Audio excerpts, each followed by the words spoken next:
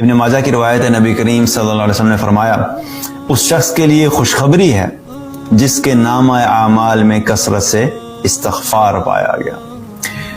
اور خوشخبری سے مراد کیا ہے کہ مرنے کے بعد قیامت والے دن خوشخبری جو ہوگی وہ سب سے بڑی خوشخبری کیا ہوگی کہ جب انسان کو جنت میں جانے کی خبر مل جائے گی، کیونکہ جنت میں سب کچھ ہے۔ جنت میں جنت کی نعمتیں ہیں، جنت میں خوف نہیں ہے، جنت میں غم نہیں ہے، جنت میں موت نہیں ہے، جنت میں کسی قسم کی پریشانی نہیں ہے، جنت میں کوئی جاب نہیں کرنی، بزنس نہیں کرنا، جنت میں کسی قسم کی پرابلم نہیں ہے، جنت میں رسول اللہ صلی اللہ علیہ وسلم کا ساتھ ہے، جنت میں صحابہ کا ساتھ ہے، جنت میں اللہ کا دیدار ہے۔ ہر دنیا کی نعمت جس کے بارے میں ہم سوچ سکتے ہیں وہ صرف اور صرف ہمیں جنت میں ملے گی۔ تو خوشخبری اسی صورت میں ہوگی جو انسان جنت میں جانے والا ہوگا۔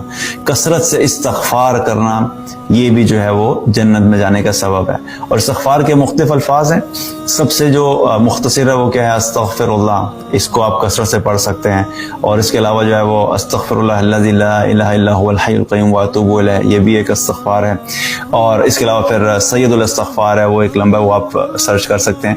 تو بہرحال کثرت سے جو ہے وہ استغفار کرتے رہنا، اللہ سے معافی مانگتے رہنا۔ اور استغفار کا مطلب کیا ہوتا ہے؟ ہم اللہ سے مغفرت مانگ رہے ہوتے ہیں، یا اللہ مجھے معاف کر دے، یا اللہ مجھے معاف کر دے، مستقل مانگ رہے ہوتے ہیں۔ زبان سے بھی ادا کرنا چاہیے، دل میں بھی کیفیت ہونی چاہیے، لیکن بہرحال کبھی کبھی ایسا بھی ہوتا ہے کہ انسان ہر وقت دل کی موجودگی کے ساتھ، احساس کے ساتھ نہیں بھی کر پاتا، تو پھر بھی زبان سے تو جاری رکھیں تاکہ ہماری وہ کثرت والی چیز انشاءاللہ پوری ہوتی رہے۔